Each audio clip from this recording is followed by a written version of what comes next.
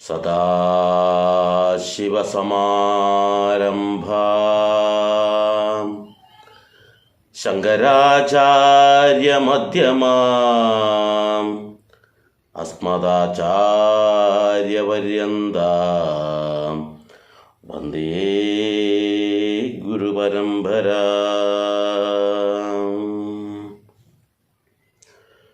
ഓം നമഃ ശിവായ. ഓം നമഃ ശിവായ. ഓം നമഃ ശിവായ. പ്രിയ കുടുംബാംഗങ്ങളെ, ഈ ഭൂമിയിലുള്ള സനാതനധർമ്മ വിശ്വാസികളായ എല്ലാ ആൾക്കാരും കാത്തിരിക്കുന്ന ഒരു സുദിനമാണ് മഹാശിവരാത്രി എന്ന് പറയുന്നത്. എല്ലാ വർഷവും ശിവരാത്രി നടക്കുമ്പോൾ ആ ശിവരാത്രി വ്രതമെടുത്ത് ആ ശിവരാത്രിയെ ശരിക്കും ആസ്വദിച്ച ആൾക്കാർ ശിവരാത്രി വ്രതമെടുത്ത് കഴിഞ്ഞ് കുറച്ച് ദിവസം കഴിയുമ്പോൾ അടുത്ത ശിവരാത്രിക്ക് വേണ്ടിയുള്ള കാത്തിരിപ്പ് ആരംഭിക്കുകയാണ് ചെയ്യുന്നത്. ഈ വർഷം എടുത്തു, അത് കഴിഞ്ഞ് ഒരാഴ്ച കഴിയുമ്പോഴേക്കും അടുത്ത ശിവരാത്രി എത്രയും പെട്ടെന്ന് വന്നാൽ എന്തു നന്നായിരുന്നു എന്ന് ചിന്തിക്കുന്ന ആൾക്കാരാണ് ശ്രേഷ്ഠന്മാരായ സനാതനധർമ്മ വിശ്വാസികൾ. കാരണം ഈ ശിവരാത്രിക്ക് അത്രയേറെ പ്രാധാന്യമുണ്ട്. നമ്മൾ പറയാറുണ്ട്, ശിവന്റെ ഏറ്റവും പ്രധാനമായിട്ടുള്ള ഒരു ആഘോഷമാണ് പ്രദോഷം എന്ന് പറയുന്നത്.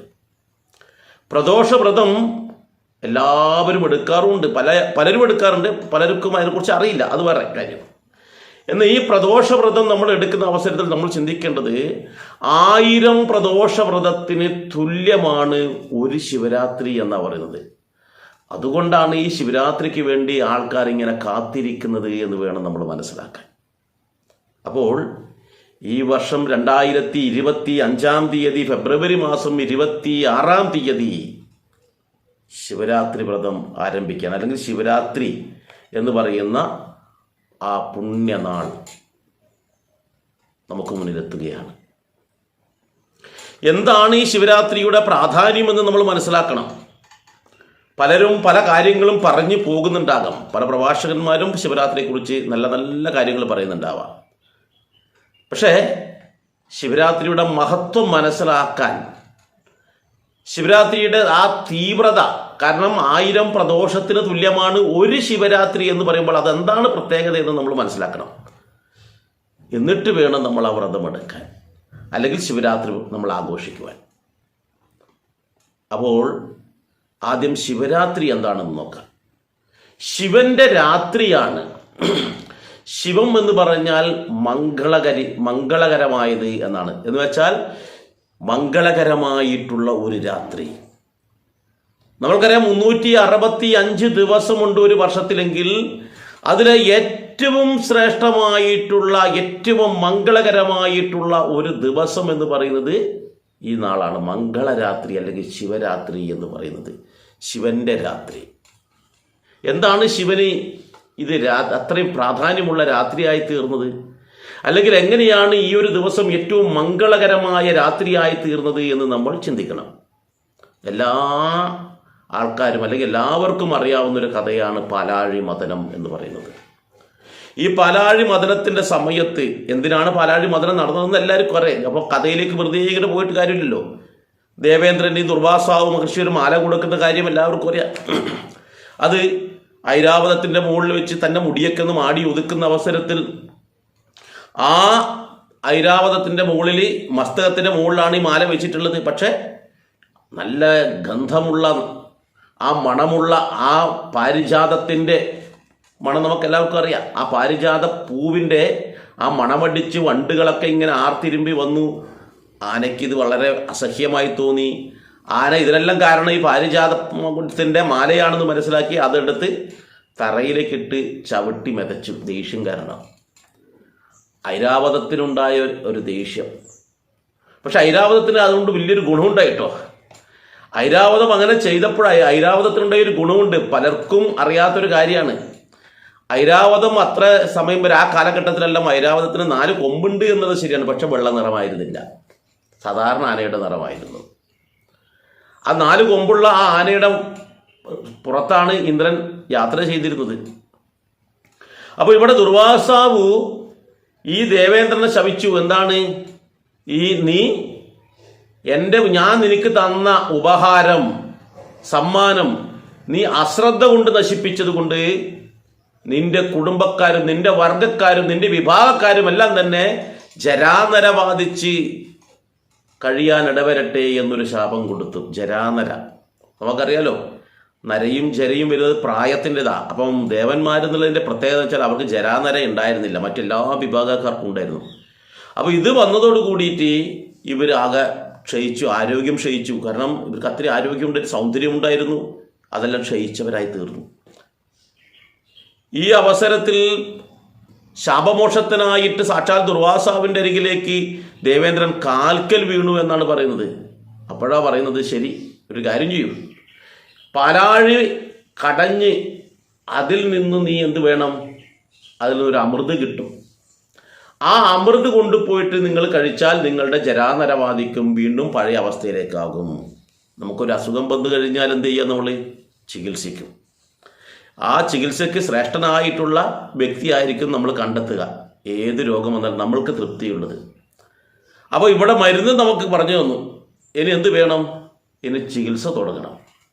അപ്പോൾ ഈ ദുർവാസാവ് ശപിച്ചപ്പോൾ ഈ പറയുന്ന ഐരാവതം എന്ന് പറയുന്ന ആ ആനയുണ്ടല്ലോ, ആന പേടിച്ചു പോയി. അടുത്തത് എനിക്കെന്താ കിട്ടുമെന്ന് അറിയില്ലല്ലോ, ഞാൻ കാരണമാണല്ലോ ഇതെല്ലാം സംഭവിച്ചത്. ആന പേടിച്ച് അവിടുന്ന് ഒളിച്ചു എന്നാണ് പറയുന്നത്. എവിടെയാണ് ഒളിച്ചത്? പാലാഴിയിൽ പോയി മറഞ്ഞിരുന്നു എന്നാണ് പറയുന്നത്.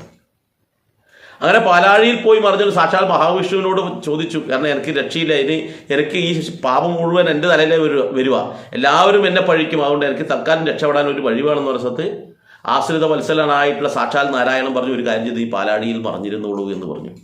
അങ്ങനെ പാലാഴിയിൽ മറിഞ്ഞിരുന്നു. എന്നാൽ പിന്നീട് ഈ പറയുന്ന പാലാഴി കടഞ്ഞെടുത്താൽ മാത്രമാണല്ലോ അമൃത് കിട്ടുക. പാല് കടഞ്ഞാൽ എന്താ കിട്ടുക? നമ്മളെ സംബന്ധിച്ചിടത്തോളം നെയ്യ് കിട്ടും എന്ന് പറയും. അതിൽ നിന്നാണ് വെണ്ണയുണ്ടാകുന്നത്. ഭഗവാന് ഏറ്റവും പ്രിയപ്പെട്ട സാധനമാണ് വെണ്ണ എന്ന് നമുക്കറിയാം. അപ്പോൾ ഇവിടെ കടയുകയാണ് ആരൊക്കെ? ദേവന്മാരും അസുരന്മാരും കൂടി പാലാഴി കടയാൻ വേണ്ടി തയ്യാറാകുന്നു. ഒരു ഭാഗത്ത് അസുരന്മാര്, സാക്ഷാൽ മഹാബലിയുടെ നേതൃത്വത്തിലുള്ള അസുരന്മാര്, മറുഭാഗത്ത് ദേവന്മാരും. ഒരു ഭാഗത്ത് വാലിൻ്റെ സ്ഥാനം പിടിച്ചിരിക്കുക ദേവന്മാര്, മറുഭാഗത്ത് തലയുടെ ഭാഗം പിടിച്ചിരിക്കുകയാണ് അസുരന്മാർ. കാരണം അസുരന്മാർ നല്ല ശക്തന്മാരാണ്. ദേവന്മാരിപ്പോൾ ക്ഷയിച്ച്, ആരോഗ്യം ക്ഷയിച്ച് വൃദ്ധന്മാരായിട്ട് ജരാനര ബാധിച്ചിട്ടുള്ള ആൾക്കാരാണ്. അതുകൊണ്ട് അവർക്ക് അത്രേ കഴിവുള്ളൂ എന്നുകൊണ്ട് വാലിൻ്റെ ഭാഗം പിടിച്ചു, തലയുടെ ഭാഗം പിടിച്ചു. അപ്പോൾ അതിനെ പാമ്പിനെ, വാസുകി എന്ന് പറയുന്ന പാമ്പിനെ കയറാക്കി, മന്ദരമാകുന്ന പർവ്വതത്തെ കടക്കോലാക്കി. ആ കടക്കോലിനെ ഇങ്ങനെ ചുറ്റിയിട്ടാണ്, നമ്മളറിയാം പണ്ട് കാലങ്ങളിൽ തൈര് കടയുന്ന ആൾക്കാർക്ക് അറിയാം എങ്ങനെയാണെന്നുള്ളത്. അതുപോലെ അങ്ങോട്ടും ഇങ്ങോട്ട് ഈ അസുരന്മാരും ദേവന്മാരും കൂടി ഈ വാസുകിയെ മന്ദരപർവ്വതത്തിന് ചുറ്റി അങ്ങോട്ടും ഇങ്ങോട്ടും വലിക്കാൻ തുടങ്ങി. ഈ അസുരന്മാരിങ്ങനെ വലിക്കുന്ന അവസരത്തിൽ ഈ പാമ്പിൻ്റെ ശരീരമാണ് പർവ്വതത്തിലിട്ട് ഇങ്ങനെ ഒരയുന്നത്. അപ്പോൾ ഈ കുറേ നേരത്തെ ഇതിൽ അവസാനം പാമ്പിന് തോന്നി, വാസുകിക്ക് തോന്നി, എനിക്ക് എപ്പോൾ എന്തോ സംഭവിക്കും. അപ്പോൾ ഞാൻ ഏത് നിമിഷവും ഈ വയറ്റിലുള്ള ഈ ഒരഞ്ഞ് വയറ്റിൽ നിന്നിട്ട് ഇങ്ങനെ തെരച്ച് വരാൻ തുടങ്ങി. അപ്പോൾ വാസുകി പറഞ്ഞു, എനിക്ക് ഏത് നിമിഷം ഛർദ്ദിക്കാൻ വേണ്ടി തോന്നുന്നു. അഥവാ ഞാൻ ഛർദ്ദിച്ചു പോയാൽ ആ ഛർദി ഈ പ്രപഞ്ചത്തിൽ വീണാൽ ഈ പ്രപഞ്ചം മുഴുവൻ നശിക്കും. അതുകൊണ്ട് എനിക്ക് ഇത് ചെയ്യാതിരിക്കാൻ വേണ്ടി നിങ്ങൾ എന്തായാലും ചെയ്യാൻ വേണ്ടിയാണ് എന്നെ കൊണ്ടുവന്നിട്ടുള്ളത്. അതാണ് എൻ്റെ നിയോഗം. ഭഗവാൻ പരമശിവൻ എന്നെ ഏൽപ്പിച്ചതാണ് അത് ചെയ്തു കൊടുക്കണം എന്നുള്ളത്. നിങ്ങൾ ചെയ്തോളൂ. പക്ഷേ ഈ എന്നെ നിങ്ങളിങ്ങനെ പിടിച്ചു വലിക്കുന്ന സമയത്ത് എൻ്റെ ശരീരം ഇങ്ങനെ ഉലഞ്ഞിട്ട് എൻ്റെ വായിൽ നിന്ന് ഇപ്പോൾ പുറത്തേക്ക് വരുന്ന ഹലാഹലമാകുന്ന വിഷം ഈ പ്രപഞ്ചത്തിൽ വീണ് കഴിഞ്ഞാൽ നിങ്ങളെല്ലാം നശിക്കും, ഞാനും നശിക്കും. ഇവിടെ മനുഷ്യരുണ്ടാവില്ല, ദേവന്മാരുണ്ടാവില്ല, അസുരന്മാരുണ്ടാവില്ല, ഗന്ധർവന്മാരുണ്ടാവില്ല, യക്ഷന്മാരുണ്ടാവില്ല, കിന്നരന്മാരുണ്ടാവില്ല, അപ്സരസ്സുകളും ഒന്നും ഉണ്ടാവില്ല, എല്ലാം പൂർണ്ണമായി നശിക്കും. കാരണം അത്രയേറെ കൊടിയമായിട്ടുള്ള വിഷമാണ്. വാസുകി പറഞ്ഞു, എന്തെങ്കിലും നിങ്ങൾ ചെയ്യണം. പക്ഷെ ആർക്ക് ചെയ്യാൻ പറ്റും? എന്ത് ചെയ്യാൻ പറ്റും? ഒരു എത്തും പിടിയില്ല. പക്ഷെ ഇവര് വാസുകി പറയുന്നത് അത്ര കണ്ട് ശ്രദ്ധിച്ചില്ല എന്ന് വേണം മനസ്സിലാക്കാൻ. കുറച്ച് കഴിയുമ്പോൾ വീണ്ടും വലിക്കുന്ന ഒരു സ്ഥലത്ത് ഈ വാസുകിയുടെ വായിൽ നിന്ന് ഒരു ഏമ്പക്കം അങ്ങോട്ട് വന്നു, ചെറിയ രീതിയിലുള്ള. കാരണം ഈ ഛർദിയോടനുബന്ധിച്ചിട്ടുള്ള ഒരു ഓക്കാനം എന്ന രീതിയിലുള്ള, ഛർദിച്ചിട്ടില്ല. അതിൻ്റെ സ്മെല്ലടിക്കുമ്പോൾ തന്നെ ഈ പറയുന്ന അസുരന്മാരുടെ തലയുടെ ഭാഗം പിടിച്ചിട്ടുള്ളത്, അവർ പല ആൾക്കാരും ബോധം കിട്ടി വീണ്, സ്മെല്ല് മാത്രമേ വന്നിട്ടുള്ളൂ. അപ്പോൾ തോന്നി ഇനി എന്താ ചെയ്യാ.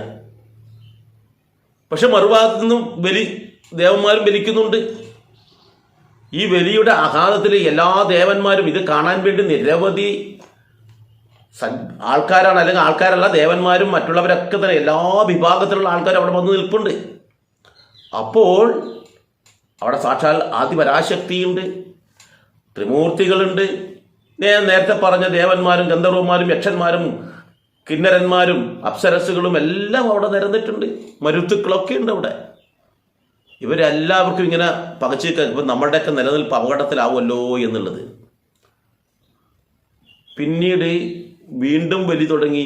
പക്ഷേ ആ അവസരത്തിൽ പെട്ടെന്ന് ഈ വാസുകിയുടെ വായിൽ നിന്നും അതിഘോരമായ ഹലാഹലം ഓക്കാനിച്ച് പുറത്തേക്ക് വരുന്നു. ആ ഓക്കാനിക്കുന്ന അവസരത്തിൽ ഇങ്ങനെ വലിയ രീതിയിൽ ഓക്കാനിക്കുമ്പോൾ തന്നെ അത് താഴേക്ക് പതിക്കും എന്ന ഘട്ടത്തെ ദിവസം തന്നെ ആ ശബ്ദം കേൾക്കുന്നതിന് എല്ലാവരും ഓടിക്കളഞ്ഞു. എവിടെ ഓടാനാ? അത് പ്രപഞ്ചത്തിൽ വീണാൽ. കാരണം വാസുകി എന്ന് പറയാൻ നമ്മുടെ നാട്ടിലുള്ള മൂർക്കമ്പാവിൻ്റെ അത്രയുള്ള സാധനമല്ല, എത്രയോ വലിപ്പമുള്ളതാ. അപ്പോൾ എത്രയോ വലിപ്പമുള്ള ആ പാമ്പിൻ്റെ വിഷം എത്രയുണ്ടാവുമെന്ന് കണക്കാക്കിക്കൊള്ളൂ. അപ്പോൾ അത് പുറത്തേക്ക് ചാടി. ഈ വിഷം പുറത്തേക്ക് ചാടിയപ്പോൾ എല്ലാവരും ഇങ്ങനെ പകച്ചു നിൽക്കുന്നു. പക്ഷേ അവിടെ ഒരാൾ പകച്ചു നിൽക്കാതെ, മറ്റൊന്നും ചിന്തിക്കാതെ തൻ്റെ കൈകൾ ആ വിഷം ഏറ്റുവാങ്ങി. ആ കൈകളിൽ വിഷം ഏറ്റുവാങ്ങി ഒന്നും ചിന്തിക്കാതെ അങ്ങ് വായിലേക്ക് ഒഴിച്ചു. നോക്കണം, ആരാണെന്നറിയോ? സാക്ഷാൽ പരമശിവൻ. ഒരാൾക്ക് ഒരു ബുദ്ധിമുട്ട് വരുന്നെന്ന് അറിയുന്ന സമയത്ത് മറ്റൊന്നും ചിന്തിക്കാതെ, തൻ്റെ നിലനിൽപ്പ് പോലും ചിന്തിക്കാതെയാണ് പലരും പ്രവർത്തിക്കുക. കുട്ടികൾക്ക് ഒരു അപകടം പറ്റുന്നു. ഒരു കുട്ടി നടന്നു വരികയാണ്. നടന്നു വരുന്ന സ്ഥലത്ത് ആ കുട്ടി ഒരു പട്ടി ഓടിക്കുന്നു. ആ പട്ടി ഓടിക്കുന്ന സ്ഥലത്ത് ഈ അമ്മ എന്താ ചെയ്യുമെന്നറിയോ? പട്ടി എന്നെ കടിക്കുമെന്നോ റോഡാണെന്നോ മറ്റൊന്നും ചിന്തിക്കാതെ ഓടിപ്പോയിട്ട് ആ കുട്ടിയെ വാരിയെടുക്കും. സ്വന്തം അമ്മ വാരിയെടുത്ത് നെഞ്ചോട് ചേർത്ത് പിടിച്ചിട്ട് ഓടി രക്ഷപ്പെടാൻ നോക്കും. പക്ഷെ ആ അവസരത്തിൽ അമ്മയ്ക്കാണ് കടി കിട്ടുക.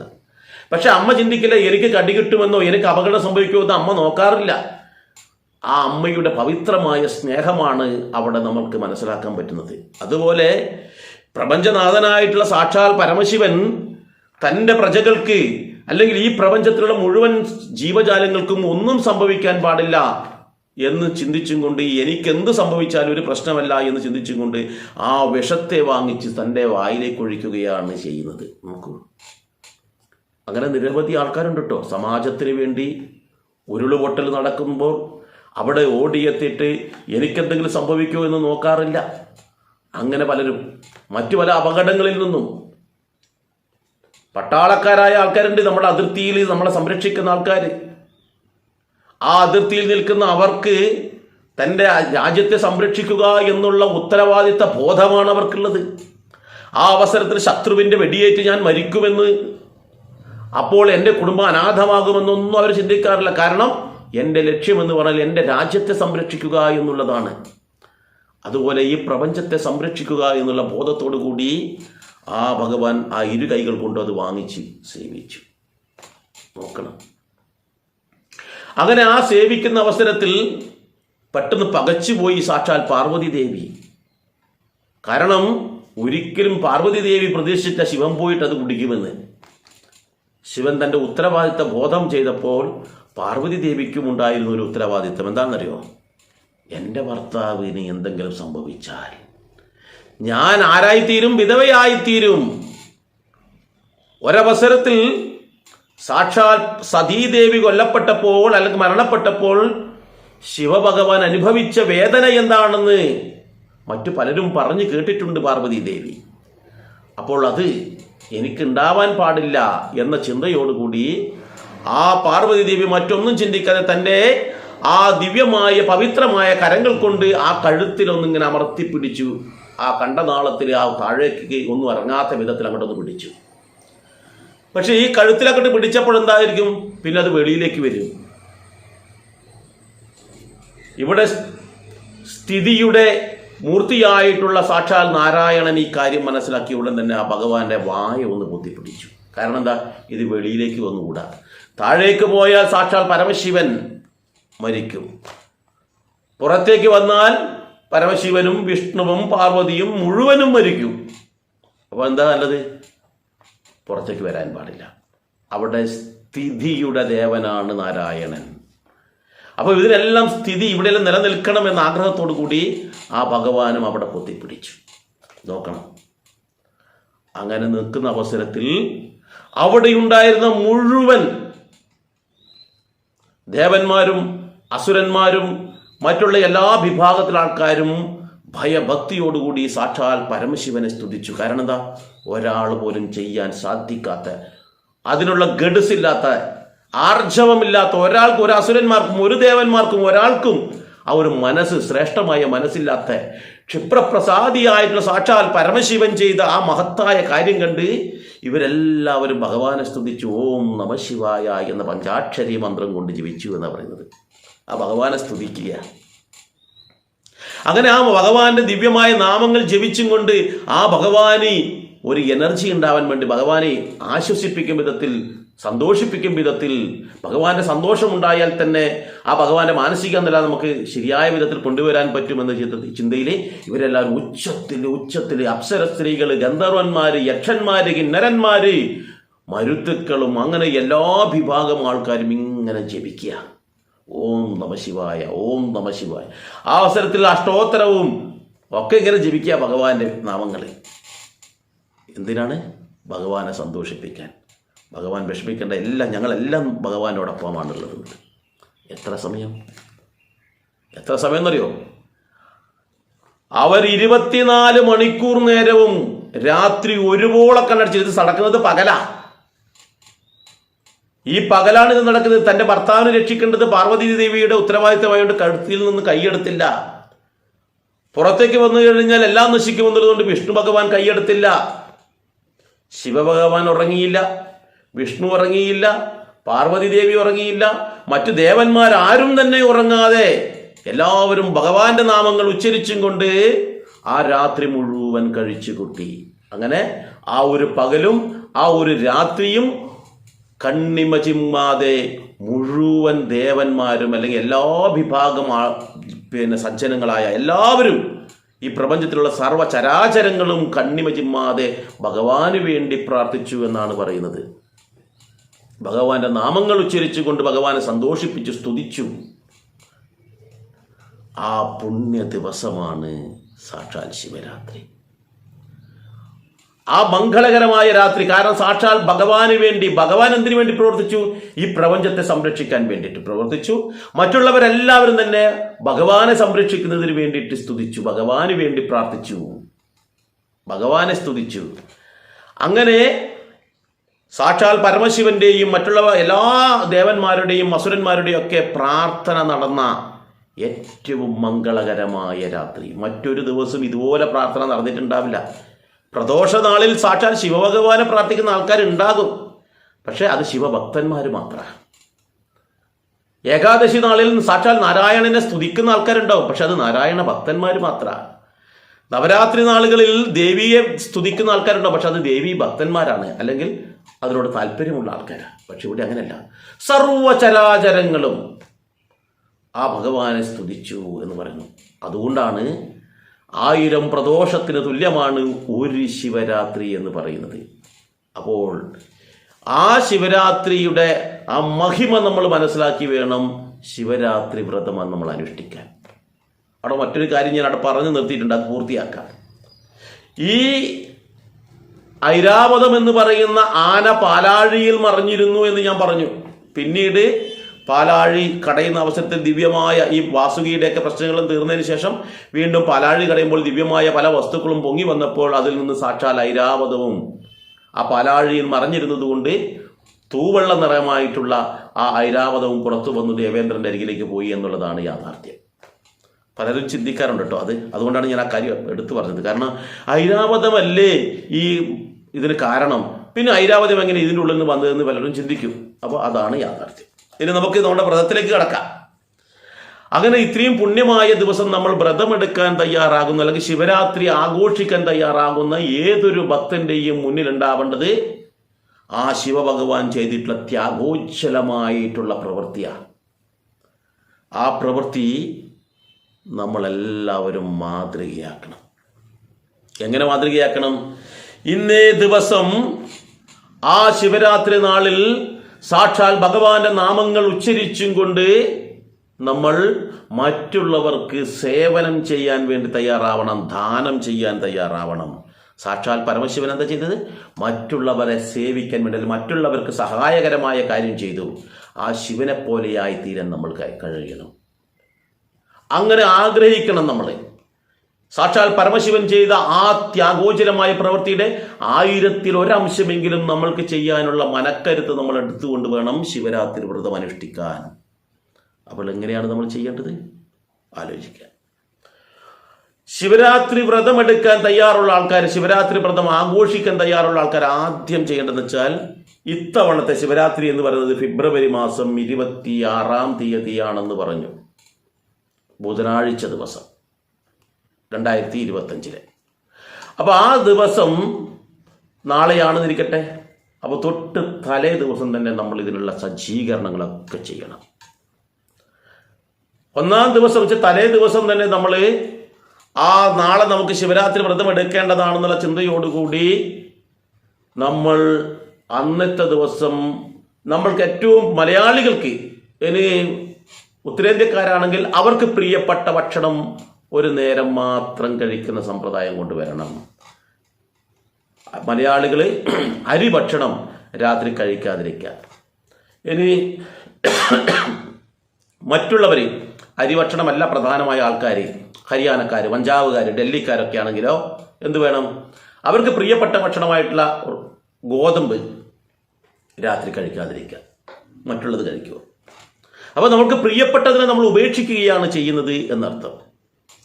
എന്നിട്ട് ശുദ്ധമായ മനസ്സോടുകൂടി ശിവരാത്രിയുടെ മാഹാത്മ്യം മനസ്സിലാക്കി പിറ്റേന്ന് പുലർച്ചെ നമ്മൾ എഴുന്നേൽക്കണം. പിറ്റേന്ന് പുലർച്ചെ എഴുന്നേറ്റ് നമ്മൾ കുളി കഴിഞ്ഞ് നേരെ ഭസ്മാധാരണം ചെയ്യുക എന്നാണ് പറയുന്നത്. ശിവന് ഏറ്റവും പ്രിയപ്പെട്ടതാണ് ഭസ്മം. ഒരു വർഷത്തേക്ക് വേണ്ടുന്ന ഭസ്മം തയ്യാറാക്കുന്നത് പോലും ഈ ശിവരാത്രി നാളിലാണ്. ഒരു വർഷത്തേക്ക് വേണ്ടുന്ന ഭസ്മം തയ്യാറാക്കേണ്ടത് ഈ ശിവരാത്രി നാളിലാണ്. ചാണകമൊക്കെ ഉണക്കി ഇതാക്കിയിട്ട് കത്തിച്ചിട്ട്, അതൊക്കെ ഞാൻ മുന്നേ പറഞ്ഞിട്ടുണ്ട് പല വീഡിയോയിലും. അപ്പോൾ നമ്മൾ ചിന്തിക്കേണ്ടത് ആ ഭസ്മം തയ്യാറാക്കേണ്ടത് ഈ ശിവരാത്രി നാളിലേക്ക് വേണ്ടി മുൻകൂട്ടി ചാണകമൊക്കെ നമ്മൾ തയ്യാറാക്കണം. അത് വേറൊരു വിഷയമാണ്, ഞാൻ അതിലേക്ക് കടക്കുന്നില്ല. പറഞ്ഞ വീഡിയോ വലിയ ലെങ്തായി പോകും. അപ്പോൾ ഏതായാലും ഭസ്മം ധരിക്കുക. ഭസ്മം ധരിക്കുമ്പോൾ പഞ്ചാക്ഷരി മന്ത്രം ജപിച്ചുകൊണ്ട് വേണം ഭസ്മം ധരിക്കുവാൻ. ശരീരം ആസകലം ഭസ്മം പൂശുന്ന ആൾക്കാരുണ്ട്. എന്നാലും നമ്മൾ മൂർധാവിൽ ഭസ്മം വെക്കാൻ മറന്നു പോകരുത്. നിങ്ങൾ മറ്റെവിടെ വെക്കാൻ മറന്നു പോയാലും മൂർധാവിൽ വെക്കാൻ മറന്നു പോകരുത്. നമ്മുടെ മനുഷ്യ ശരീരത്തിൽ ഏറ്റവും ഉന്നതിയിലുള്ള സ്ഥലമാണ് മൂർധാവ്. അതുകൊണ്ട് അവിടെ നിർബന്ധമായിട്ട് വെക്കണം. പിന്നെ നെറ്റിത്തടത്തിൽ അത് നമുക്ക് ഒഴിവാക്കണമെന്നില്ല, മറ്റെവിടെയില്ലെങ്കിൽ. പിന്നെ ഭുജങ്ങളിലും തൊണ്ടക്കുഴിയിലും അതുപോലെ തന്നെ കാൽപാദങ്ങളിലും അതുപോലെ തന്നെ നെഞ്ചിൻ്റെ അവിടുത്തൊക്കെ നമുക്ക് ഉപയോഗിക്കാം. ഏതായാലും ഭസ്മധാരണം നടത്തുന്ന അവസരത്തിൽ പഞ്ചാക്ഷരി മന്ത്രം ഓം നമഃശിവായ എന്ന മന്ത്രം തന്നെ ജപിക്കണം. അയ്യോ, ചില ആൾക്കാർ പറയാറുണ്ട് സ്ത്രീകൾ ഓം നമഃശിവായ എന്ന് ജപിക്കാൻ പാടില്ല, നമഃശിവായ എന്ന് ജപിക്കാൻ പാടുള്ളൂ എന്ന്. തെറ്റാണ്. ചില വിഡ്ഢി കുഷ്മാണ്ഡങ്ങളാണ് ഇങ്ങനെയൊക്കെ പറയാം. ഓം എന്ന കാര്യം ചേർത്താൽ മാത്രമേ, ആ പ്രണവം ചേർത്താൽ മാത്രമേ അത് മന്ത്രമായി തീരുകയുള്ളൂ. ഭഗവാന്റെ മുന്നിൽ സ്ത്രീ പുരുഷ ഭേദമില്ല, എല്ലാവരും തുല്യന്മാരാണ്. ഭഗവാന്റെ മുന്നിൽ എല്ലാം ഭഗവാന്റെ മക്കളാണ്. അവിടെ സ്ത്രീയൊന്നോ പുരുഷനൊന്നുമില്ല. അത് മനുഷ്യന്മാർക്കിടയിലാണ് ഈ ഭഗഭേദങ്ങളൊക്കെ. അതുകൊണ്ട് തന്നെ ഭഗവാന്റെ മുന്നിൽ നമ്മളെല്ലാവരും തുല്യരാണ്. നിങ്ങൾ ഓം നമഃശിവായ ജപിക്കണം കൃത്യമായിട്ട്. പലരും നമ്മളെ വഴിതെറ്റിക്കാൻ നോക്കും. അത് നമ്മുടെ സനാതന ധർമ്മത്തിന് വിരുദ്ധമായതാണ്. നമ്മൾ ശ്രേഷ്ഠമായ തലത്തിൽ പോകുന്നത് ഇല്ലാതാക്കാനാണ് അങ്ങനെ ചെയ്യുന്നതെന്ന് വേണം നമ്മൾ മനസ്സിലാക്കുവാൻ വേണ്ടിയിട്ട്. അപ്പോൾ അങ്ങനെ ഈ പറയുന്ന ശിവരാത്രി നാളിൽ ഭസ്മാധാരണം ചെയ്തു കഴിഞ്ഞാൽ പിന്നെ ക്ഷേത്ര ദർശനം നടത്തണമെന്നാണ്. ക്ഷേത്ര ദർശനം നടത്തുമ്പോൾ പരമാവധി ശിവക്ഷേത്രം ഉണ്ടെങ്കിൽ അവിടേക്ക് പോകുക. ഇനി ശിവക്ഷേത്രം ഇല്ലെങ്കിൽ ദേവീക്ഷേത്രത്തിൽ പോകാം, വിഷ്ണു ക്ഷേത്രത്തിൽ പോകാം, ശാസ്താവിൻ്റെ ക്ഷേത്രത്തിൽ പോകാം.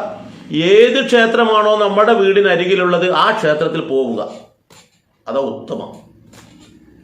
കുറേ ദൂരെയാണ് ശിവക്ഷേത്രം എന്നിരിക്കട്ടെ, നമ്മൾ നമ്മുടെ വീടിൻ്റെ അടുത്തുള്ള ക്ഷേത്രത്തിൽ പോകുന്നതാണ് ഉത്തമം. ആ നമ്മുടെ വീടിൻ്റെ അരികിലുള്ള ക്ഷേത്രത്തിൽ പോയി അതിനുശേഷം വേണമെങ്കിൽ നമ്മൾക്ക് എന്ത് ചെയ്യാം, ദൂരെയുള്ള ശിവക്ഷേത്രത്തിലും യാത്ര ചെയ്യാം. യാത്ര ചെയ്യാൻ പറ്റാത്ത ആൾക്കാരാണെങ്കിൽ പോകണമെന്നില്ല. പക്ഷെ നിങ്ങൾ അന്ന് ഏത് ക്ഷേത്രത്തിൽ പോയാലും അവിടെയെല്ലാം ദർശിക്കേണ്ടത് സാക്ഷാൽ പരമശിവനെയാണ്, മഹാവിഷ്ണുവാണ്. പക്ഷെ ആ മഹാവിഷ്ണുവും ഈ പരമശിവനും ഈ ദേവിയും എല്ലാം ഒന്നാണ് എന്നുള്ള തത്വമാണ് നമ്മൾ മനസ്സിലാക്കേണ്ടത്. എല്ലാ ദേവഗണങ്ങളും ഒന്ന് തന്നെയാണ്. അതിനെ നമ്മൾ പല രൂപത്തിലും പല ഭാവത്തിലും കാണുന്നതേ ഉള്ളൂ. അപ്പോൾ അവിടെ പോയാലും നമുക്ക് നമഃശിവായ ജപിക്കാം. വിഷ്ണു ക്ഷേത്രത്തിൽ പോയിട്ട് അയ്യോ ഞാൻ നമഃശിവായ ജപിക്കുന്നത് മഹാപാപമാണെന്ന് ചില ആൾക്കാർ പറയും. ഒന്നുമില്ല കേട്ടോ. ആ ശിവനും ഈ വിഷ്ണുവും ആ ബ്രഹ്മവും എല്ലാം ഒന്നാണ്. ഒന്നായതിനെ രണ്ടെന്ന് കാണുന്നതാണ് നമ്മുടെയൊക്കെ ചിന്തകള്, അല്ലേ? ഒന്നായ നിന്നയിഹ രണ്ടെന്ന് കണ്ടളവിൽ ഉണ്ടായൊരുണ്ടലുകൾ എന്നെല്ലാം നമ്മൾ കേട്ടിട്ടില്ലേ? അപ്പോൾ ഒന്നായ ആ ചൈതന്യത്തിനെ നമ്മൾ പല രൂപത്തിൽ കാണുന്നു എന്ന് മാത്രം.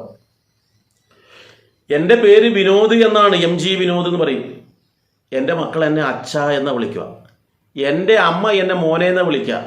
അപ്പോൾ എന്നെ ഈ വിനോദിനെ എൻ്റെ അമ്മ ഒന്നായിട്ട് ഒരു മകനായി കാണുമ്പോൾ എൻ്റെ മക്കൾ എന്തായിട്ടാണ് കാണുന്നത്? അച്ഛനായിട്ടാണ് കാണുന്നത്. അപ്പോൾ ഇത് മക്കൾ പറയും അമ്മമ്മയെ അങ്ങനെ വിളിക്കരുത്, അച്ഛ എന്നാ വിളിക്കേണ്ടതെന്ന് പറഞ്ഞാൽ എൻ്റെ അമ്മ സമ്മതിക്കുമോ? സമ്മതിക്കില്ല. കാരണം എൻ്റെ അമ്മയുടെ വിശ്വാസം, എൻ്റെ അമ്മയുടെ കാഴ്ചപ്പാട് ഇത് മകനായിട്ടാണ്, എൻ്റെ മക്കളുടെ കാഴ്ചപ്പാട് അച്ഛനായിട്ടാണ്. അതുപോലെ തന്നെയാണ് ആ പ്രപഞ്ചശക്തിയായിട്ടുള്ള ഒന്നിനെ ശിവനായിട്ട് ചില ആൾക്കാർ കാണുന്നു, വിഷ്ണുവായിട്ട് ഒരാൾ കാണുന്നു. അതിനനുസരിച്ച് ഓരോ ആൾക്കാർ അവനവൻ്റെ തൃപ്തിക്കനുസരിച്ച് ഓരോ ആലയങ്ങൾ ഉണ്ടാക്കി അവിടെ പ്രതിഷ്ഠിക്കുന്നു എന്ന് മാത്രം. എല്ലാ ചൈതന്യവും ഒന്നാണെന്ന് നമ്മൾ മനസ്സിലാക്കണം. അവിടെ നിൽക്കട്ടെ. അപ്പോൾ അങ്ങനെ ആ ക്ഷേത്രത്തിലെത്തിയിട്ട് നമ്മൾ എന്ത് ചെയ്യണം? നല്ലതുപോലെ പ്രാർത്ഥിക്കുക. ഈ ഒരു വർഷം സർവ്വ ദുഃഖവും ദുരിതവും ഇല്ലാതെയാക്കി ഈ പ്രപഞ്ചത്തെ മുഴുവൻ സംരക്ഷിക്കാൻ വേണ്ടി സാക്ഷാൽ പരമശിവൻ എന്താണോ ചെയ്തത് അതുപോലെ ആ ഭഗവാനെ എൻ്റെ ഈ ഒരു വർഷത്തെ മുഴുവൻ ദുഃഖങ്ങളും ദുരിതങ്ങളും ഇല്ലാതാക്കി തരണേ എന്നുള്ളൊരു പ്രാർത്ഥന, അതാണ് നമുക്ക് വേണ്ടത്. എന്നിട്ടോ അതിനുശേഷം നമ്മൾ പ്രത്യേകം ചിന്തിക്കുക, അന്നത്തെ ദിവസം നമ്മൾ പൂർണ്ണമായിട്ടും നൊയമ്പാണ് എടുക്കേണ്ടത്. പല ആൾക്കാരും ഒരിക്കലെന്ന് പറഞ്ഞിട്ട് പോകുന്നുണ്ട്. ഒരിക്കലല്ല വേണ്ടത്, പൂർണ്ണമായിട്ടും നൊയമ്പാണ്. ഉപവാസം എന്ന് പറയുമ്പോൾ ഇവിടെ എടുക്കേണ്ട ഉപവാസം എന്ന് പറയുന്നത് നൊയമ്പ. ഉപവസിക്കുക എന്ന് വെച്ചാൽ അടുത്തിരിക്കുക. ആരുടെ അടുത്ത്? സാക്ഷാൽ ഭഗവാന്റെ അടുത്തിരിക്കുക. ഏതാണ് ഭഗവാൻ? ആ ചിന്തകളാണ്. ഭഗവാനെ കുറിച്ചുള്ള ചിന്തകളോടുകൂടി അതിനോട് ചേർന്നിരിക്കുക നമ്മൾ. അതാണ് അന്നത്തെ ദിവസം ചെയ്യേണ്ടത്. അപ്പോൾ നൊയമ്പ് എടുക്കണമെന്ന് പറയാൻ കാരണം എന്താ? ഞാൻ പറഞ്ഞു, നിങ്ങൾ 1000 പ്രദോഷവ്രതത്തിന് തുല്യമാണ് അരശിവരാത്രി എന്ന് പറയുന്ന അവസരത്തിൽ ഈ നൊയമ്പാണ് അതിൻ്റെ കാഠിന്യം. സാക്ഷാൽ പരമശിവനും മറ്റ് എല്ലാ ദേവീദേവന്മാരും ഒക്കെ തന്നെ, അസുരന്മാരും ദേവന്മാരും എല്ലാ സർവചരാചരങ്ങളും ഒക്കെ തന്നെ ശിവരാത്രി നാളിൽ ഭഗവാൻ ശിവൻ വിഷം പാനം ചെയ്തപ്പോൾ മറ്റുള്ളവരൊന്നും ഭക്ഷണം കഴിച്ചിട്ടില്ല. മറ്റുള്ളവരൊന്നും തന്നെ ഒരു വെള്ളം പോലും കുടിച്ചിട്ടില്ല. അവരെല്ലാം ആ അവസരത്തിൽ ഓം നമഃശിവായ എന്ന പഞ്ചാക്ഷരി മന്ത്രം മാത്രമാണ് ജപിച്ചത്. അവരെല്ലാവരും ഉറങ്ങിയിട്ടുമില്ല, ഭക്ഷണവും കഴിച്ചിട്ടില്ല. അപ്പോൾ അന്ന് അവർ ആ ദിവസം അങ്ങനെയാണ് ശിവരാത്രി വ്രതമാക്കി മാറ്റിയത്, അല്ലെങ്കിൽ മംഗളകരമായ രാത്രിയാക്കിയത്, പൂർണ്ണമായി ശിവനിലേക്ക് ലയിച്ചും കൊണ്ട്. ഇവിടെ നമ്മളും ചെയ്യേണ്ടത് എന്താണെന്നറിയോ? ഭക്ഷണം കഴിക്കരുത്, വെള്ളം കുടിക്കരുത്, ഉറങ്ങാൻ പാടില്ല. അന്ന് സർവചരാചരങ്ങളും എങ്ങനെയാണോ സാക്ഷാൽ ഭഗവാനെ സ്തുതിച്ചും കൊണ്ട് ആ ദിവസം തള്ളി നീക്കിയത്, അതുപോലെ പൂർണ്ണമായും ആ ഭഗവാനെ സ്മരിച്ചും കൊണ്ട് ഭഗവാനെ സ്തുതിച്ചും കൊണ്ട് ദിവസം തള്ളി നീക്കണമെന്ന് പറയുന്നത് വളരെ കഠിനമാണ്. വളരെ കഠിനമായ കാര്യമാണിത്. ആ കഠിനമായ കാര്യമാണ് അന്ന് സർവചരാചരങ്ങളും ചെയ്തിട്ടുള്ളത്. അതാണ് നമ്മൾ ഇന്ന് ഫോളോ അപ്പ് ചെയ്യുന്നത്. അതാണ് യഥാർത്ഥത്തിൽ ശിവരാത്രി വ്രതമായി എടുക്കേണ്ടത്. എന്നാൽ പലരും പറയുന്നുണ്ടെന്നറിയോ, നിങ്ങൾ അന്ന് അരി ഭക്ഷണം കഴിക്കാൻ പാടില്ല. എന്നാൽ പഞ്ചാബുകാർക്കും ഹരിയാനക്കാർക്കും ഡൽഹിക്കാർക്കും ബോംബെക്കാർക്കൊക്കെ ശിവരാത്രി വ്രതത്തിൽ നല്ലപോലെ ചപ്പാത്തിയും കാര്യങ്ങളും കഴിച്ച് കഴിഞ്ഞാൽ എങ്ങനെ വ്രതാവുക? അന്ന് ഒരിക്കലാണ് എടുക്കേണ്ടതെന്ന് പറയും. അത് അസുഖമുള്ള ആൾക്കാർ, ഷുഗറോ പ്രഷറോ മറ്റെന്തെങ്കിലും ഉള്ള ആൾക്കാരുണ്ടാവും. അവർക്ക് പട്ടിണി കിടന്നു കഴിഞ്ഞാൽ ചിലപ്പം മറ്റു പല ബുദ്ധിമുട്ടും വരും. അങ്ങനെയുള്ള ആൾക്കാർക്കാണ് ഒരിക്കൽ എന്ന് പറയുന്ന ഉപവാസം എടുക്കേണ്ടത്. എന്നാൽ ഇന്ന് ഒരിക്കൽ എന്ന് പറഞ്ഞിട്ട് ചെയ്യുന്നത് എന്താണെന്നറിയോ? പ്രഭാതത്തിൽ 4 ഗ്ലാസ് പാലും അതോടൊപ്പം മറ്റ് എന്തെങ്കിലും ഭക്ഷണങ്ങൾ, അതും ഒരു ഉപ്പുമാവാണെങ്കിൽ, റവയുടെ ഉപ്പുമാവാണെങ്കിൽ 1.5 പ്ലേറ്റ് ഉപ്പുമാവായിരിക്കും കഴിക്കുക. എന്നാ പറയാ ഉപവാസം. ഉച്ചക്ക് സമൃദ്ധമായിട്ടുള്ള സദ്യ, ഒരു നേരെ ഭക്ഷണമുള്ളൂ എന്ന് പറഞ്ഞു, സമൃദ്ധമായിട്ടുള്ള സദ്യ കഴിക്കും. സാധാരണ ദിവസങ്ങളിൽ 1 or 2 തവി കഴിക്കുന്ന ആളായിരിക്കും ഭക്ഷണം. അന്നത്തെ ദിവസം 5 or 10 തവിയായിരിക്കും ഭക്ഷണം കഴിക്കുക. കാരണം ഉപവാസ, രാത്രി ഭക്ഷണം കഴിക്കാൻ പാടില്ല എന്ന് പറഞ്ഞു. രാത്രി ആരാ ഭക്ഷണം കഴിക്കാറ്? രാത്രി കിടന്നുറങ്ങി കഴിഞ്ഞാൽ ആരെങ്കിലും ഭക്ഷണം കഴിക്കാറുണ്ടാ? എന്നിട്ടോ വൈകിട്ട് ഒരു ഇളനീര് അല്ലെങ്കിൽ കരിക്ക്, അത് ഒന്നായിരിക്കില്ല, ചിലപ്പോൾ 3 or 4. അതിൻ്റെ കൂട്ടത്തിൽ 4 or 5 നേന്ത്രപ്പഴവും, ചിലപ്പോൾ അതിൻ്റെ കൂട്ടത്തിൽ ചപ്പാത്തിയും കഴിക്കുന്ന ആൾക്കാരുണ്ടോ. എന്നിട്ട് പറയുന്നറിയാമോ, ഒരിക്കലാണെന്ന്. ശരിക്കും ഒരിക്കലാണോ അല്ലെങ്കിൽ ഇരിക്കലാണോ? ചിന്തിക്കുക. എന്നാൽ ഷുഗറോ പ്രഷറോ അങ്ങനെ എന്തെങ്കിലും ശാരീരികമായി ബുദ്ധിമുട്ടുള്ള ആൾക്കാർക്ക് ഒരു നേരം ഭക്ഷണം കഴിക്കുക. അത് നിങ്ങൾക്ക് എപ്പോഴാണോ സൗകര്യം അതിനനുസരിച്ച് കഴിക്കുക. അതാണ് ഒരിക്കൽ. അല്ലാണ്ട് ഇടയ്ക്കിടയ്ക്ക് ഭക്ഷണം കഴിക്കുന്നതിന് ഒരിക്കലെന്നല്ല പറയില്ലേ, അതിന് ഒരിക്കലും പറയില്ല. അപ്പോൾ ഒരു നേരം നമ്മുടെ ആ ശരീരത്തിന് ദോഷം വരാത്ത വിധത്തിൽ എന്തെങ്കിലും ഭക്ഷണം കഴിക്കുക.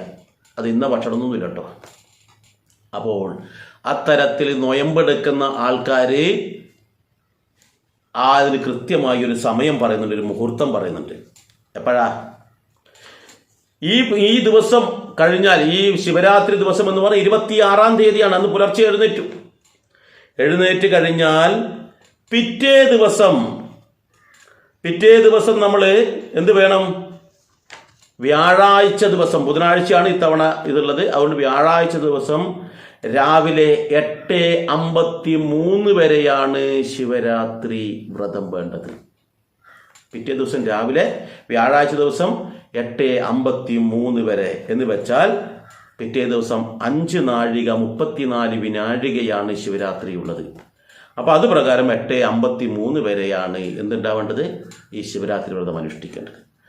ആ അവസരത്തിൽ നമ്മൾ പിറ്റേ ദിവസം പ്രഭാതത്തിൽ കുളിച്ച് ശുദ്ധിയോടുകൂടി ഏതെങ്കിലും ക്ഷേത്രത്തിലെത്തിയിട്ട് അവിടുന്ന് തീർത്ഥം വാങ്ങിച്ച് അത് കുടിച്ചും കൊണ്ട് വേണം ഈ വ്രതത്തിൻ്റെ അല്ലെങ്കിൽ ഈ നൊയമ്പിൻ്റെ ഇത് വ്രതഭംഗം വരുത്തുവാൻ വേണ്ടിയിട്ട്, അല്ലെങ്കിൽ പാരണ തീർക്കുവാൻ വേണ്ടിയിട്ട്. അത് ഈ തീർത്ഥം സേവിച്ചു കൊണ്ടുവേണം. 8:53 ക്ഷേത്രത്തിൽ പോകാൻ പറ്റിയില്ല എങ്കിൽ വീട്ടിൽ നിന്നായാലും നമ്മൾ വെള്ളം കുടിച്ചുകൊണ്ട് രാവിലെ 8:53 ശേഷം 8:54, 8:55 വരെ 9 മണിക്ക് സമയത്ത് നമ്മൾക്കത് ചെയ്യാം എന്നർത്ഥം. അപ്പോൾ രാത്രി നമ്മൾ ഉറക്കമിളയ്ക്കുന്ന സമയത്ത് നമ്മൾക്ക് കൂട്ടമായി, നമ്മളൊക്കെ ചെറിയ പ്രായത്തിൽ അങ്ങനെയാണ്, ഒരുപാട് ആൾക്കാർ ഒന്നിച്ചു കൂടും. അന്ന് TV മറ്റു കാര്യങ്ങളൊന്നും ഇല്ല.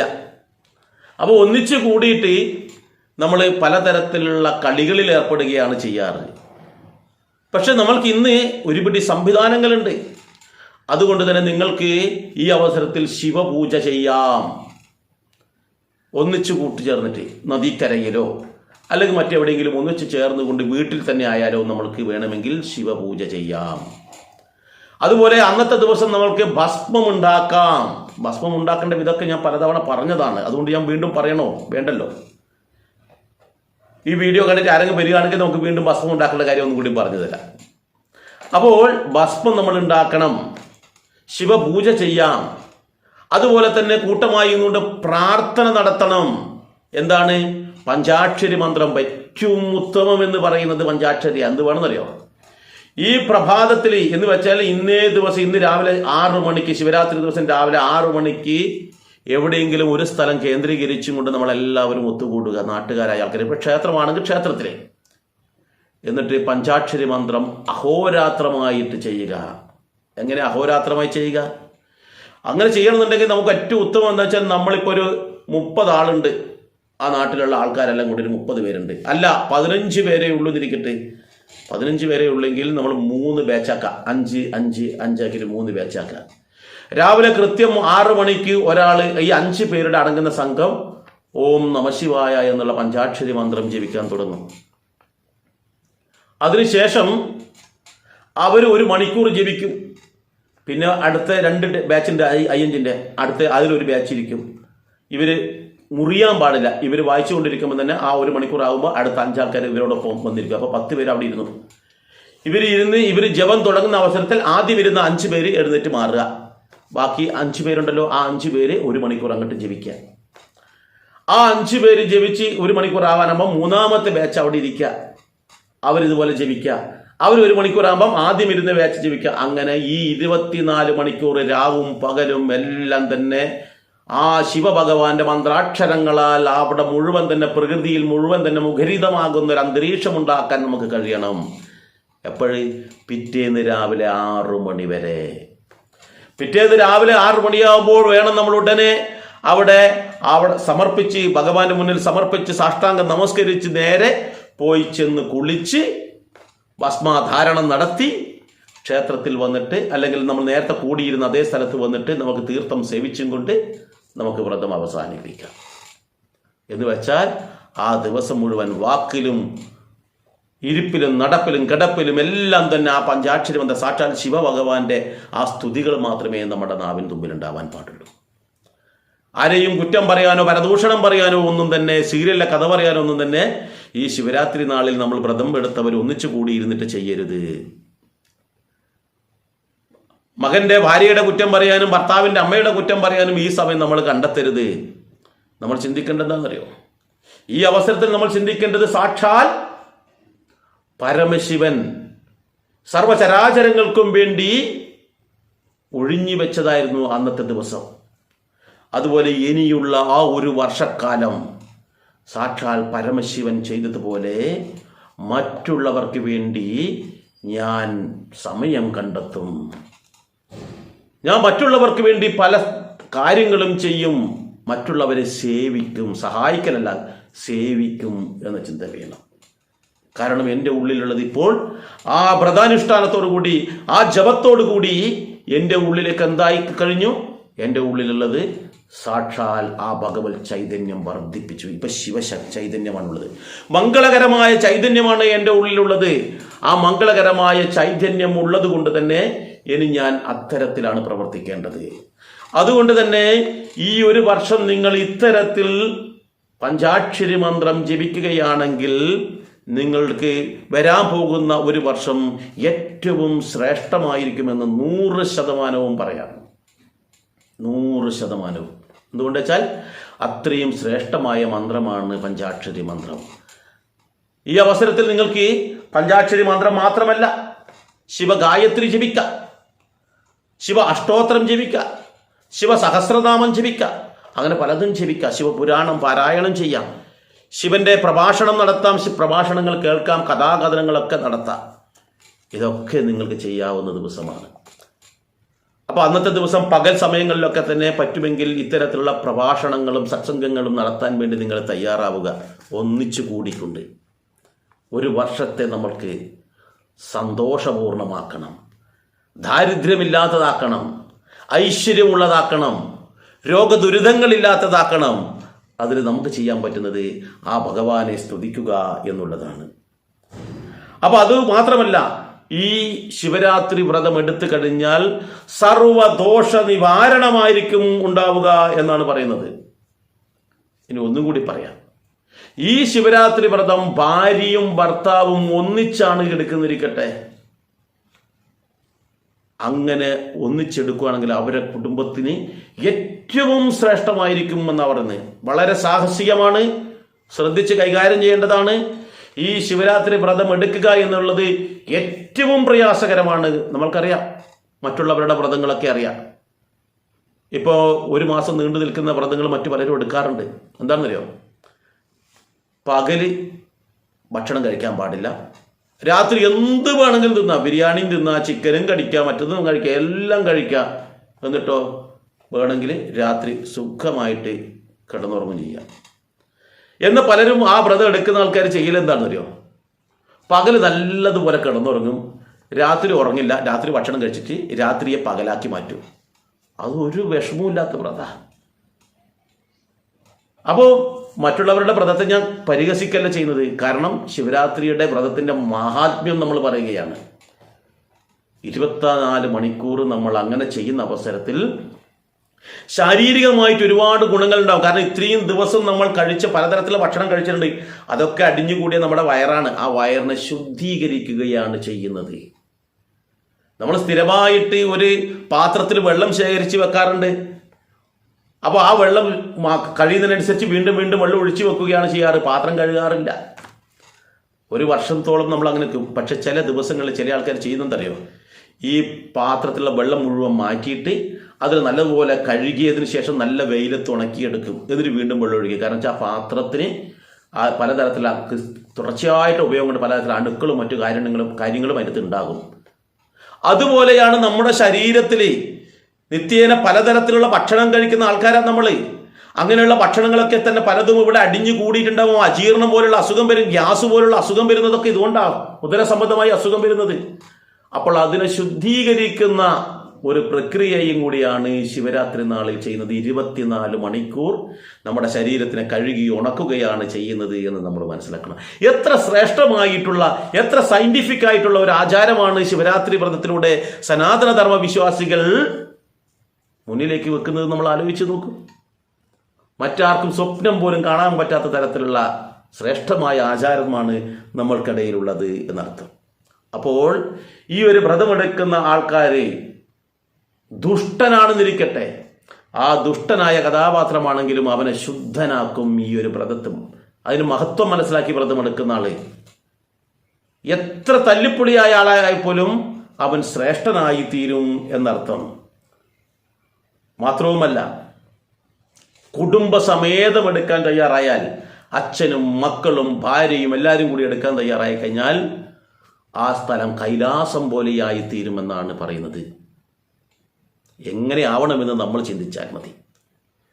ആ ദിവസങ്ങളിൽ നമ്മൾ ഒന്നും കഴിക്കുന്നില്ല എന്ന് മാത്രമല്ല, മറ്റുള്ളവർക്ക് ദാനം നൽകാൻ തയ്യാറാവണം. എന്തും ദാനം നൽകാം. നിങ്ങൾക്ക് പ്രിയപ്പെട്ടതാണ് ദാനം നൽകേണ്ടത് കേട്ടോ. നിങ്ങൾക്ക് വേണ്ടാത്ത സാധനം ശേഖരിച്ച് വെച്ചിട്ട് അതല്ല കൊടുക്കേണ്ടത്. നമ്മൾക്ക് ഏറ്റവും പ്രിയപ്പെട്ട വസ്തുക്കൾ, വസ്ത്രമാകട്ടെ, ഭക്ഷണമാകട്ടെ, പിന്നല്ല രക്തമാകട്ടെ, എന്താണോ നിങ്ങൾക്ക് മറ്റുള്ളവർക്ക് ആവശ്യമുള്ളത് അവർക്ക് കൊടുക്കുക. അവർക്ക് ആവശ്യമില്ലാത്ത സാധനം നമ്മൾ കൊണ്ട് കൊടുത്തിട്ട് ഒരു കാര്യമില്ല. അപ്പോൾ അർഹതപ്പെട്ടവർക്ക് അർഹതപ്പെട്ടത് ദാനം കൊടുക്കുകയാണെങ്കിൽ അത് ഏറ്റവും ശ്രേഷ്ഠമായിരിക്കും എന്നർത്ഥം. അതുപോലെ ശിവപൂജ ചെയ്യുന്ന ആൾക്കാർ അത് കൃത്യമായി നമ്മൾ ചെയ്യണം. ശിവനാമം ജപിച്ചും കൊണ്ട് അന്നത്തെ ദിവസം പൂർണ്ണമായിട്ടും ശിവമയമാക്കാൻ നമുക്ക് കഴിയണം. അങ്ങനെ ചെയ്യുന്ന ആൾക്കാർക്ക് എന്താ ഉണ്ടാവുക? പറഞ്ഞറിയിക്കാൻ പറ്റാത്ത ഒരു വർഷമായിരിക്കും നമ്മുടെ മുന്നിലേക്ക് കടന്നു വരിക. അപ്പോൾ ഈ ശിവരാത്രിയുമായി ബന്ധപ്പെട്ട് നിങ്ങൾക്കുണ്ടാകുന്ന എന്തെങ്കിലും സംശയമുണ്ടെന്നിരിക്കട്ടെ. അങ്ങനെ എന്തെങ്കിലും സംശയമുണ്ടെങ്കിൽ എന്ത് വേണം? നിങ്ങൾ ഇതിൻ്റെ കമൻറ്റ് ബോക്സിൽ രേഖപ്പെടുത്തിക്കോളൂ. ഇനിയല്ല, ഇതിൻ്റെ താഴെ എൻ്റെ നമ്പർ തന്നെയാണല്ലോ ഇവിടെ ഇടുന്നത്, അതൊരു വാട്സപ്പ് നമ്പറാണ്. നിങ്ങൾക്ക് ആ വാട്സപ്പ് നമ്പറിൽ എന്തെങ്കിലും സംശയം വോയിസ് ആയിട്ട് ഇടാം, അല്ലെങ്കിൽ ടെക്സ്റ്റ് മെസ്സേജ് ആയിട്ടാണെങ്കിൽ അങ്ങനെ ഇടാം. ഏതായാലും നിങ്ങളുടെ ഇത്തവണത്തെ ശിവരാത്രി ഒരു ചരിത്ര സംഭവമാക്കി മാറ്റാൻ കഴിയണം. നിങ്ങൾ ഈ ശിവരാത്രി വ്രതം എടുക്കുന്നത് കണ്ടുകൊണ്ട് വേണം പുതിയ തലമുറ വളരാൻ. നിങ്ങൾ ശിവരാത്രി വ്രതം എടുക്കാതെ അലസരായിട്ട് എന്താ ഇതിനത്ര വലിയ പ്രത്യേകത എന്നൊക്കെ മനസ്സിലാക്കി ചിന്തിച്ചും കൊണ്ട് അത് തള്ളിക്കളയുകയാണെങ്കിൽ വരുന്ന തലമുറയ്ക്കും ഈ ശിവരാത്രിയെക്കുറിച്ചുള്ള ഒരു ധാരണ ഉണ്ടാകില്ല. മുൻകാലങ്ങളിൽ ശിവരാത്രി വ്രതം ഇത്തരത്തിലാണ് എടുത്തിരുന്നത്. എന്നാൽ ഈ ശിവരാത്രി വ്രതം പലരും ഇപ്പോൾ ഞാൻ നേരത്തെ പറഞ്ഞ ഒരിക്കലാക്കി മാറ്റി. ഉറക്കമുളയ്ക്കുന്ന ആൾക്കാരുണ്ട്. എന്താണെന്നറിയോ? സിനിമയൊക്കെ കണ്ടുകൊണ്ട് ഉറക്കമുളയ്ക്കുന്ന ആൾക്കാർ. അതല്ല വേണ്ടത്. അന്നത്തെ രാത്രി ശിവമയമാക്കാൻ നമുക്ക് കഴിയണം. അപ്പോൾ അതുകൊണ്ട് നമ്മുടെ എല്ലാ ഭക്തജനങ്ങളും എല്ലാവരും കുടുംബസമേതം തന്നെ ശിവരാത്രി വ്രതമെടുത്ത് നമ്മുടെ കുടുംബത്തെ രോഗദുരിതങ്ങളിൽ നിന്നും രക്ഷിച്ച്, ദാരിദ്ര്യത്തിൽ നിന്നും രക്ഷിച്ച്, മറ്റുള്ള എല്ലാ ദോഷദുരിതങ്ങളിൽ നിന്നും രക്ഷിച്ച് ശ്രേഷ്ഠമായ തലത്തിലേക്ക് എത്തിക്കാൻ ഓരോ കുടുംബനാഥന്മാരും കുടുംബത്തിലുള്ള എല്ലാവരോടും ചർച്ച ചെയ്തുകൊണ്ട് ഈ വർഷത്തെ ശിവരാത്രി അതിഗംഭീരമായിട്ട് ആഘോഷിക്കുക. അതിലൂടെ നിങ്ങളുടെ കുടുംബത്തിൽ സർവ്വ ഐശ്വര്യങ്ങളും ഉണ്ടാകട്ടെ എന്ന് മാത്രം പ്രാർത്ഥിച്ചുകൊണ്ട് നിർത്തുന്നു. നന്ദി, നമസ്കാരം.